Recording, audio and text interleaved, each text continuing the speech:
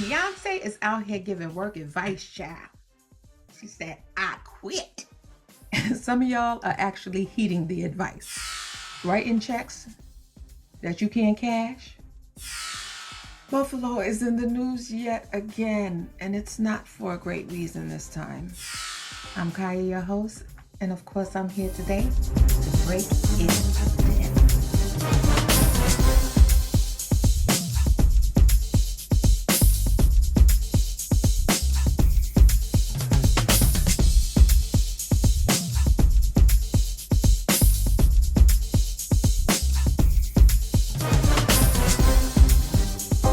Don't forget to press that subscribe button, like, and comment. I want to know what you think about the topics that will be broken forever down today. All right, let's get to it.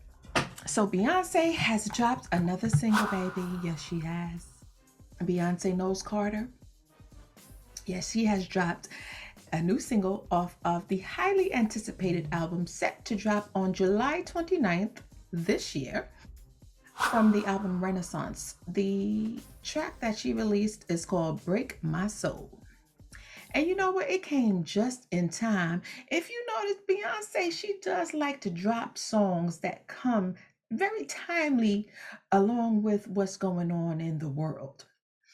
And, you know, people was out here really taking what she said to heart. Yes, they were. Beyonce said, you won't break my soul, and I'm telling everybody.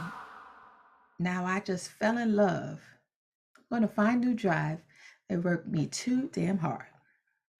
You won't break my soul. Now, I don't know about you, but I truly believe that this is Rhema from heaven. Not heaven, but Rhema from heaven. Okay? Heaven to earth. Okay. Now, do you know that people actually quit? People actually quit their job behind this new track that Miss Carter has dropped. I don't think that they really thought it through when they were actually doing the process. I'm hoping that the people that actually did it, they actually had something to fall back on. Because if they didn't, then you would just be quitting your job for naught. They won't be getting any unemployment. So if you don't have a good nest egg or savings, then I would suggest that you wait to quit if you don't have anybody to fall back on. Because if you quit and don't have any money, then all that's going to do is leave you broke. So if you don't have a plan B or C, then just wait. Okay, just wait. So Dave Chappelle is back in the news once again. And this time he's in the news about Lil Nas X. Now this is a problem that I have because someone recorded the audio from the show. And because of the fact that I was actually at the show that he did in Atlantic City a few weeks ago, I've heard the joke. And it was in fact a joke. Now, I know for a fact that when I went through those doors to the show, they were very strict about putting my phone and my smartwatch into a case that had to be locked by a magnet, and it could only be unlocked after the show. So whoever went in and decided to record the show, knowing that this was completely unacceptable and not permitted within Dave Chappelle's show, you're a rat. Because I'm sure this is going to be put out if and when he does put out his next stand-up. Because I know when I was there, they had cameras there to record as well. And whoever, like you can't do nothing without somebody grabbing their phone. But that's not the point of the joke. I get what he was saying in the joke. He was just like, people think that he has a problem with Lil Nas X being gay. That's not what he had a problem with. He said he was slutty. There was a difference. And that was what Hollywood was promoting. But either way, he is a comedian. And we have much bigger things to think about. and to actually care about than to be focusing on a joke that Dave Chappelle said about Lil Nas X. Who cares? Gas is damn near $17 a gallon. You know, you got people getting shot up in grocery stores and supermarkets and everywhere possible. And y'all worrying about a joke that was said at a concert that people pay good money for? I can't be bothered. Anyway, in other news, I don't know why people aren't getting they're not getting the hint. Now see, this story, it holds a little more weight because this is somebody's actual establishment that's serving the public. This wasn't a joke. They meant this with every fiber of their being. But the thing about it is, you wrote checks that you couldn't cash. So, in Millinocket, Maine, so there was a local insurance agency, and they weren't joking. They were actually very serious with the sign that they put up. There was a local insurance agency that sold Allstate and Progressive Insurance. And they wrote a little note in observance of the Juneteenth holiday, the first time we're celebrating the federal holiday. Now the note says, Juneteenth, it's whatever. We're closed. Enjoy your fried chicken and collard greens. And the sign was put in the window of this said agency. Now, I'm one to be so petty that I wanted to get some fried chicken and collard greens while I was reporting this story. But because of the fact that I had no fried chicken and I only have arugula and spring mix, it wouldn't be the same. I wanted to have collard greens and fried chicken so that I can report this story to you, because of the fact that stupid is as stupid does. I don't know who the owner of this establishment is. However, Progressive and Allstate said, you're not in good hands no more. And they took their hand and they said, blah, and they dropped them. You know, because if you want to be racist in your remarks and you want to be bigoted in your remarks and you serve the public, John Q. Public, you sell insurance, dude. You sell insurance. For those of you that don't know, let me break this down for you so it can consistently and forever be broken. Okay. Juneteenth came into effect.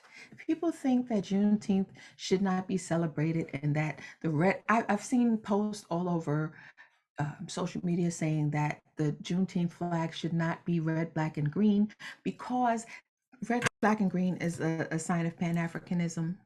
You know, red, the blood, green, the earth, black, the people, you know.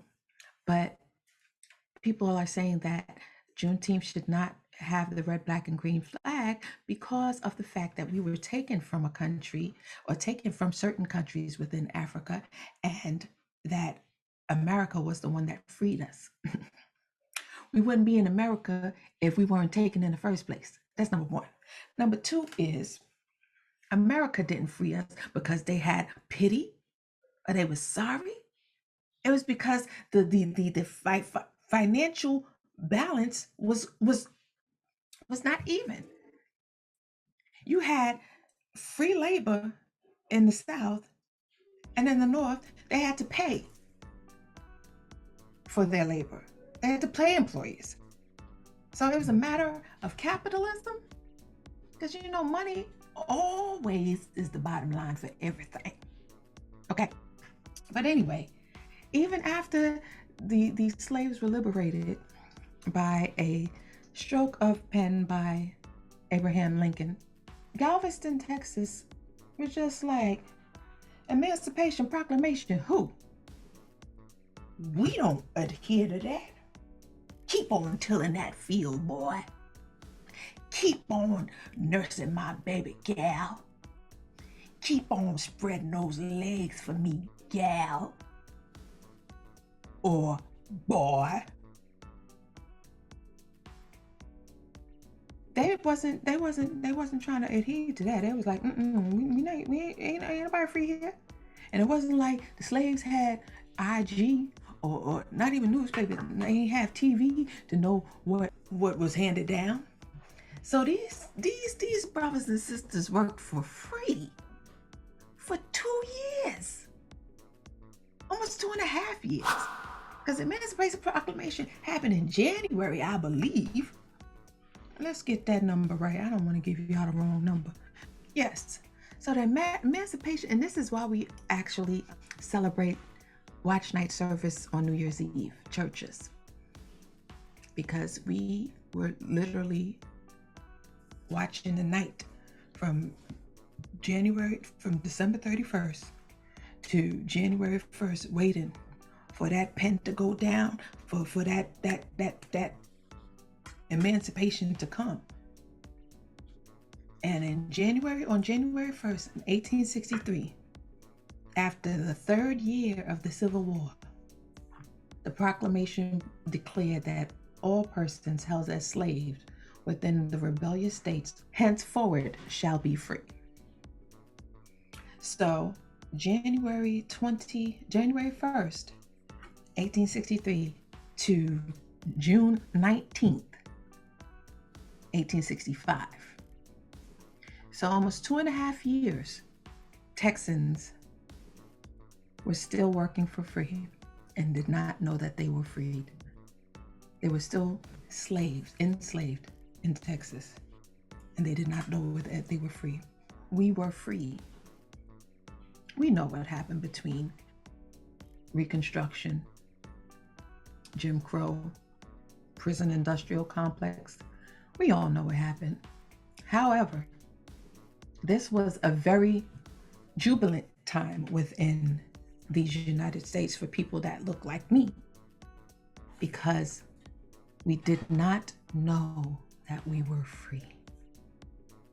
Now, it doesn't mean that the menacing and the hate and the killing and the evil, wicked ways of some white people did not continue, but federally, it was recognized that we were all free.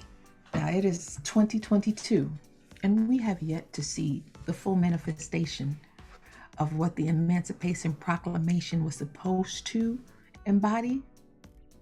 But I say this to you.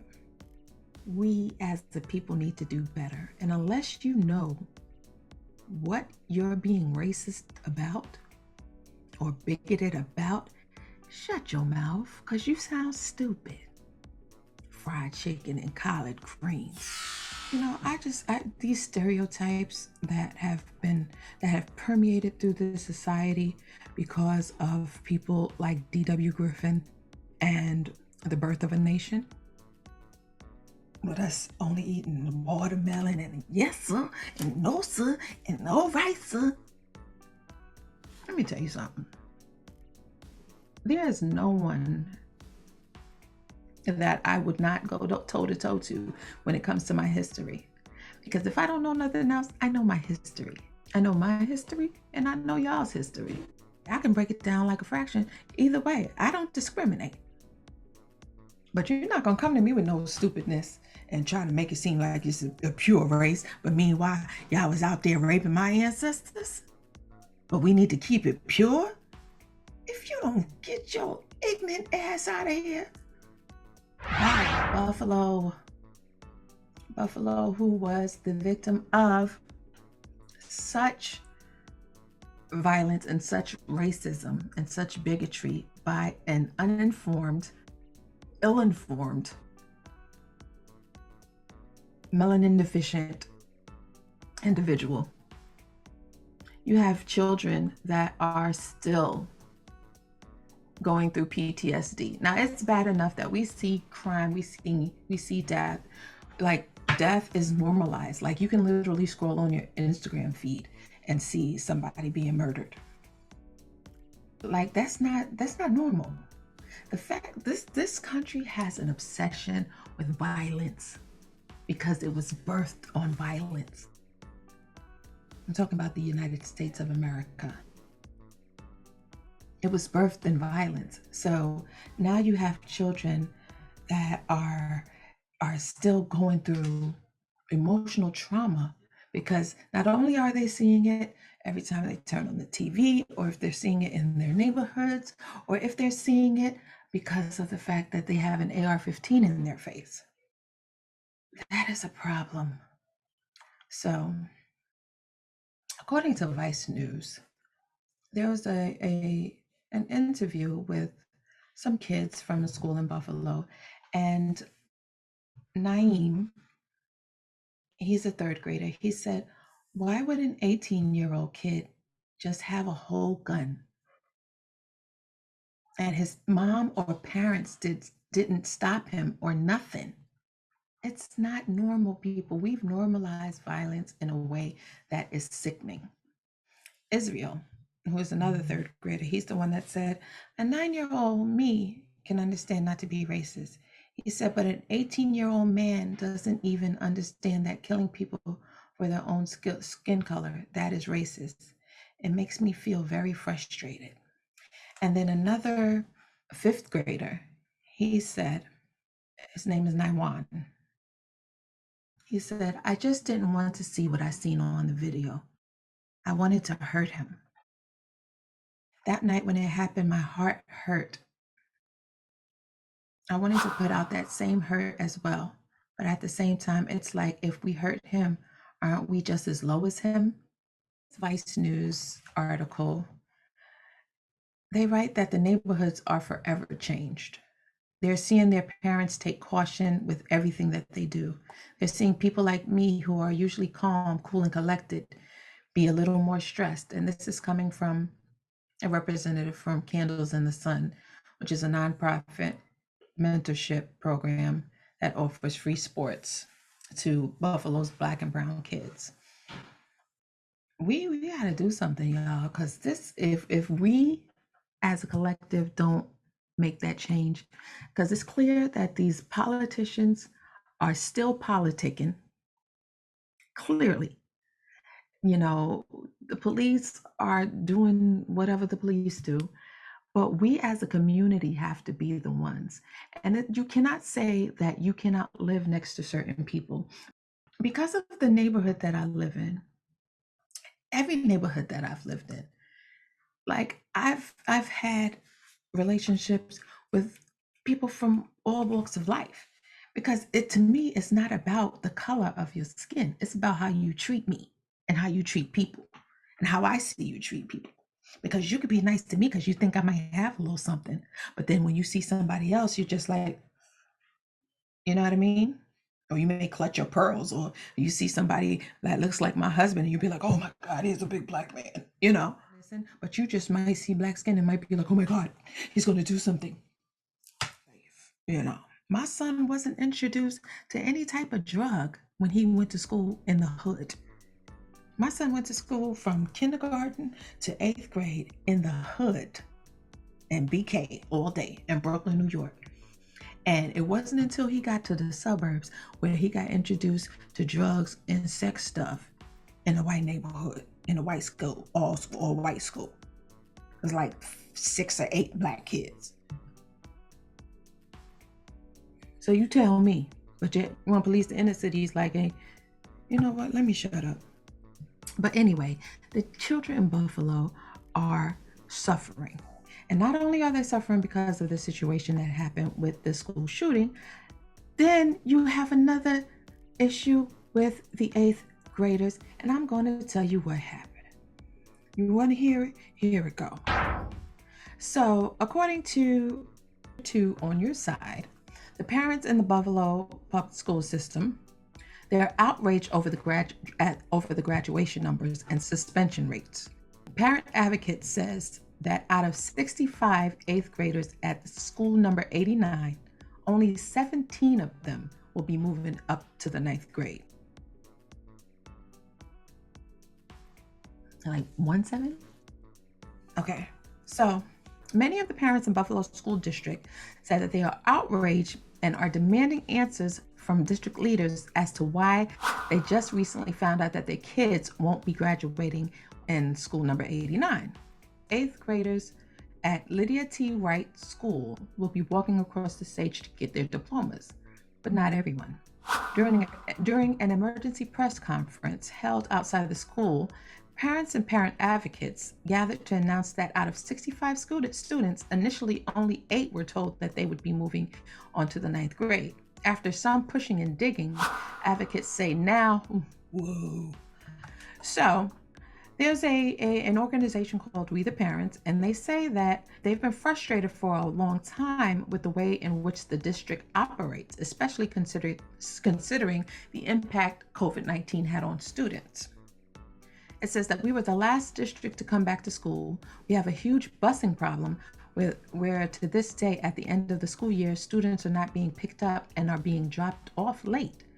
Not to mention there's still a staffing shortage, as well as ongoing complaints about transparency, communication, and accessibility. And then there's a suspension problem. At Lydia T. Wright, the highest suspended grade level is 8th grade. They suspend 35% of the 8th graders. I need you to get this little caveat right there. I'm gonna put that little caveat there. It's only 65 students, and they suspend 35% of the 8th graders. Houseway.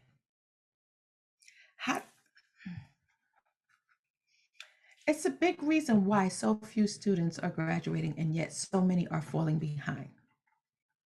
One thing that we need to know as parents and as educators and as people is that COVID-19 was a pandemic within itself. And I'm talking about the homeschooling part of it. I'm not talking about the illnesses. I'm not talking about the sickness. I'm not talking about the ventilators. I'm not talking about any of that. I'm talking about the impact that it had on our kids. My child started first grade. No, he started kindergarten he was in kindergarten during the pandemic. Kindergarten. Formative years to pronounce words, to spell words, to do math, to do certain, and thankfully I have educators in my home. However, everybody don't have that luxury, but even with educators in my home, my son still fell back.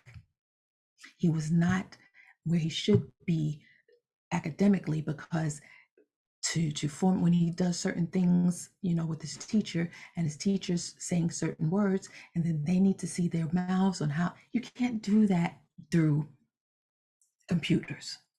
Students still need one-on-one contact. They still need to be around their peers. They still need to see their peers sitting next to them and see their peers trying, raising their hand in school and be like, oh, I know, I want to answer, they still need that.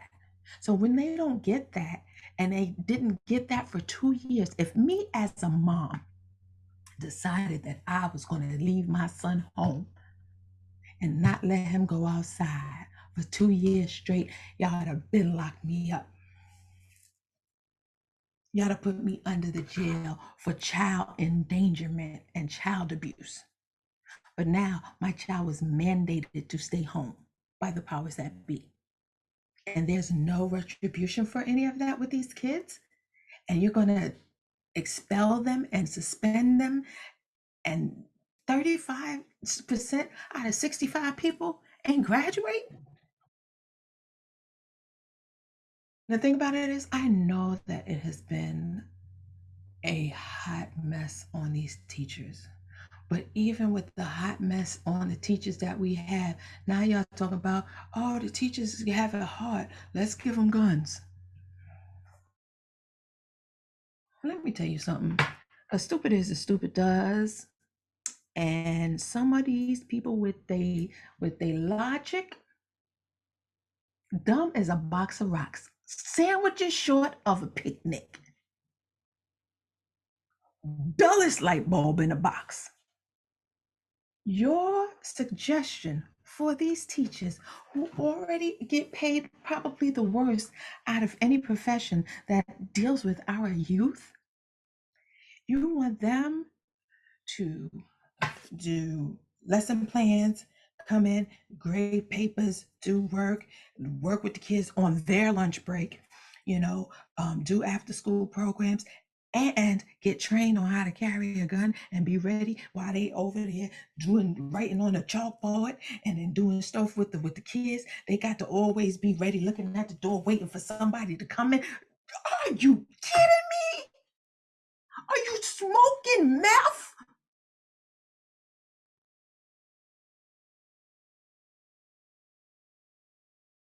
Teachers' jobs are to teach. Teachers' jobs are to teach. They are not to go around being Rambo. You ain't dealing with Black Widow and Hawkeye from the Avengers. These are teachers who went to school for education, not for combat. Because now all teachers probably got PTSD. All kids probably got PTSD because of the fact that any and everybody can walk up in their school and start shooting. And your response is to arm more people.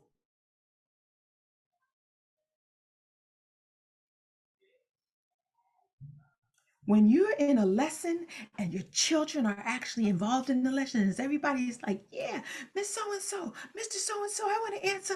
Okay, yeah. 5 + 5 is 10. And everybody's, yeah, we're having a good day. Yeah. Okay, let's stop. All right, hey, give Johnny a hand. Oh, wait, active shooter. Okay, wait, hold on. This is the kind of life you want your kids to grow up in? Y'all ain't the dumbest. Gosh, that is the dumbest thing I've ever heard. So you saying that I should teach and try to develop the minds of these young people. But in the back of my head, I got to have my Rambo. I got to have my Rambo alter ego ready. So once Johnny answers 5 + 5 is 10. Oh, there's an active shooter. Hold on, let me get my gun out and let me just. How does that work? What if it's the music teacher? Oh, I forgot y'all took that out of schools. Oh, but what if they in dance and they're doing dancing and the dance teacher is showing them the choreography and oh, I forgot y'all wanted to take all arts out of schools, but y'all want to put guns in though. Father God. I say all that to say we got to do better.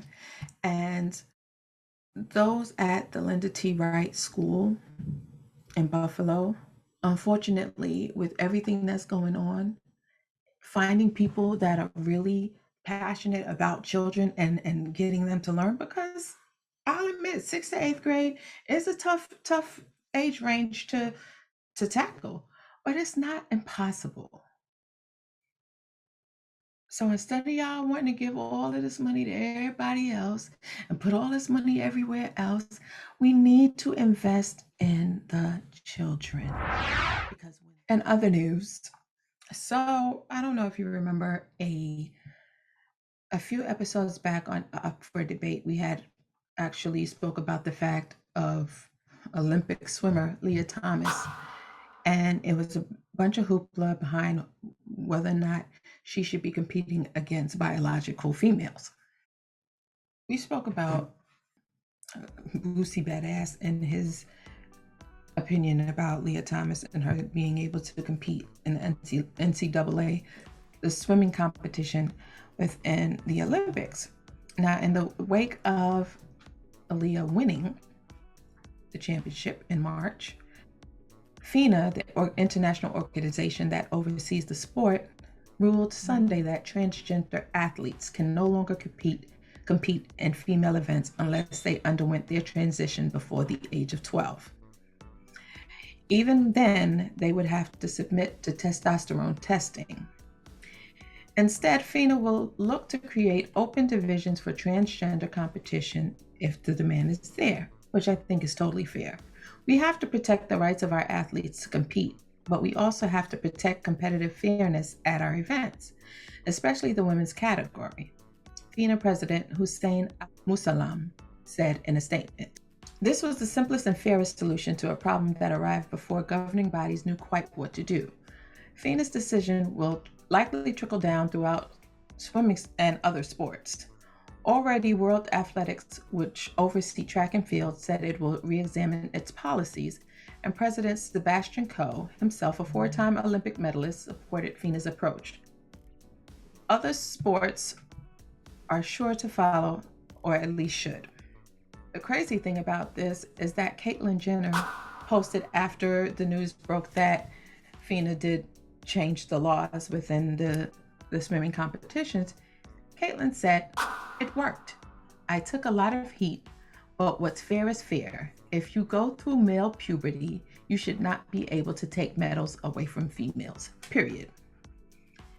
Now, I don't agree with half the stuff that Caitlyn says or does. Politics are not mine. Her style is not mine. Not a fan, There is just difference in the biological makeup. Regardless if you take testosterone, your body is still biologically made to do things that men are made to do. Fair is fair. And if a woman has been training for something for her entire life, but a man has been training for something the same way his entire life, but then during his life he decides to now transition from a man to a female, that is not fair to that woman. It's not. You don't have to agree with me, and I'm not talking about the person's choices. I don't care about that. That's not my business. But when it comes to you competing against something and you saying for me to work harder, but no matter how hard I work, I will never be able to catch you. You understand what I'm saying? And the same way, if it was a female to male and they work hard and they take in testosterone to you, and then they, try to go up against a man that has been training all their life in this particular sport, the odds are not there. Like, you would literally have to morph your body into the Incredible Hulk in order to, be able to go against certain people. Anyway. All right, so there was an employee that was so very grateful for a gift bag that he got from his employer. And as of right now, the video has gotten 2.2 million views on Twitter. He took his bag out and he showed everybody what he got. And what he took out of the bag, and the caption says, "Loyalty pays off." And then he says, "So loyal." And it's like Reese's Pieces, Lifesavers, Tootsie Rolls, like candy for a man. If he's been there for 27 years, my dude, this brother gotta be at least, let's say 40. Let's say he started there at 13, right? Oh, but he look a little older than that. Let's say 45. You gonna get a brother a goodie bag from Chuck E. Cheese? Where they do that at? And he just sit there, oh, hard work pays off. Oh, so thankful. While he's pulling out the 2 things of Lifesavers.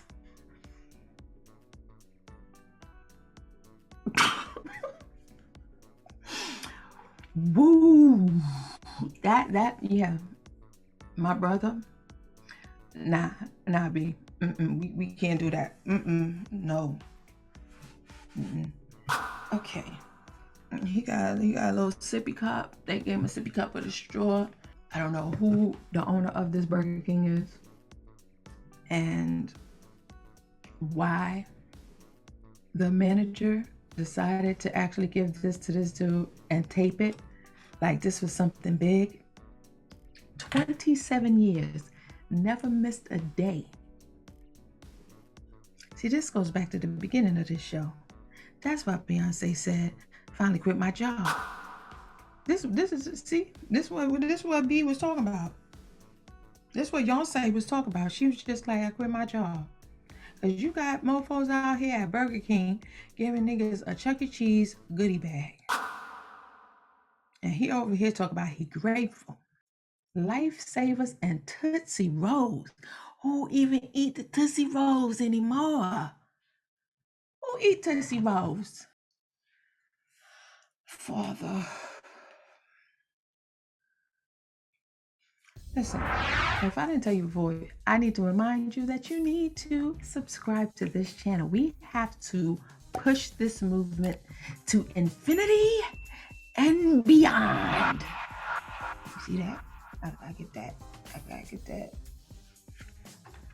We gotta push this movement to infinity and beyond. We gotta take this joint so high. Like we want to be everywhere and just do like whole shows with just the people. Do what we do. Spread love. It's the Brooklyn way. Biggie said it. Let's go. But until then, I'm Chaya, and I am here to break it down.